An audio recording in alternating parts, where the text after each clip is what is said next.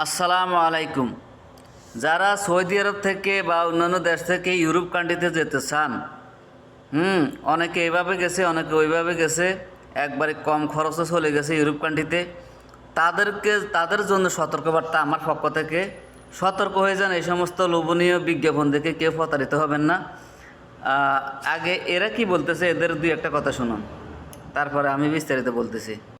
হ্যাঁ, যারা সৌদি আরব কাতার আছে তাদের এখান থেকে মনে করেন যে অনেক এজেন্সি আছে। এই এজেন্সির মাধ্যমে মনে করেন যে অ্যাভেলেবেল ভিসা হচ্ছে ইউরোপের সেনজেনভুক্ত রাষ্ট্রগুলোতে।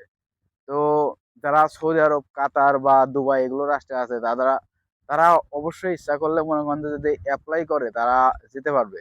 তো এগুলো জায়গায় অ্যাপ্লাই করতে গেলে বা আচ্ছা, এখানে যে ব্যক্তিটা আপনার ভিডিও করতেছে দেখেন, সে সে নিজেই সৌদি আরবের মধ্যে আছে, একটা মরুভূমি, চারদিকে মরুভূমি। এই সৌদি আরব থেকে আপনাদেরকে পরামর্শ দিচ্ছে আপনারা কিভাবে যাবেন, রাস্তা দেখাইতেছে। তো তুই যাস না কেন বেটা?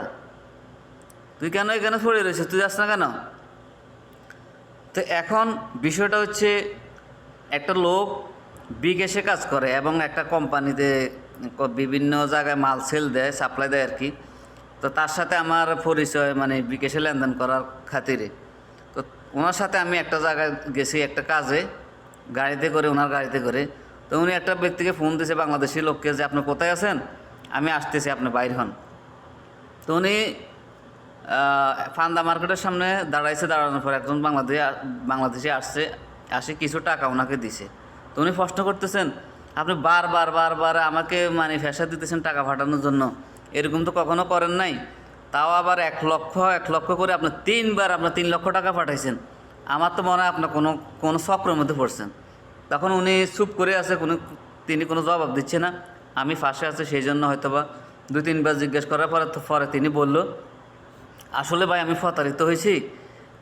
অনলাইনে এরকম অনেকে এজেন্সি, অনেকে বলতেছে যে আমাদের মাধ্যমে যদি যান, প্রসেসিংটা খুব সহজ, এরকম এরকম কিছু টাকা, বেশি টাকা খরচ হবে না, 6-7 লাখ টাকা দিয়ে আপনি যেতে পারবেন ইউরোপের যে কোনো কান্ট্রিতে। তো তাদের নাম্বারটা আমি পাওয়াতে আমি তাদের সাথে কন্ট্যাক্ট করি, হোয়াটসঅ্যাপে যোগাযোগ করি।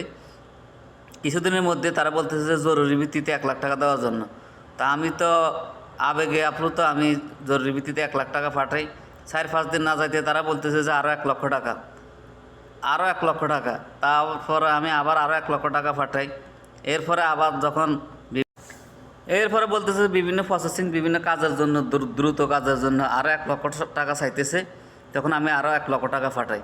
পাঠানোর পরে কিছুদিন, মানে এর পরের দিনে তারা আমাকে ব্লক মেরে দেয় সব জায়গা থেকে। তাদের সাথে আমার যোগাযোগ করার আর কোনো উপায়, কোনো রাস্তা থাকে না। আমি প্রতারিত হয়েছি। তো এটা আমি আমার স্বচক্ষে দেখা ওই ব্যক্তির মুখ থেকে, তার জবানবন্দি আমি শুনেছি।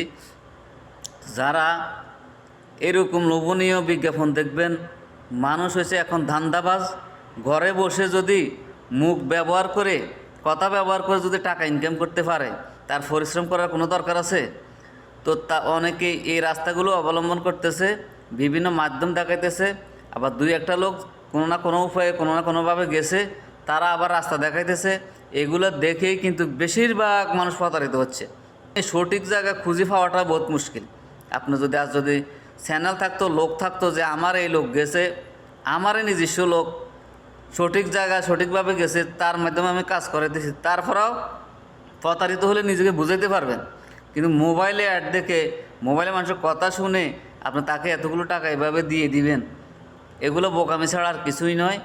পরিবারের জন্য ইনকাম করতে আসছেন, আপনার সঞ্চয় আপনি এভাবে ঢেলে দিচ্ছেন। তো সবাই সতর্ক হন, সাবধান হন, সবাই ভালো থাকবেন। যদি মনে করেন এই ভিডিওটি দেখে অন্য মানুষ সতর্ক হবে, ভালো থাকবে, এটাই, আর কিছু না, তাহলে শেয়ার করুন। আর না হয় বাস চুপ করে বসে থাকেন। আসসালামু আলাইকুম।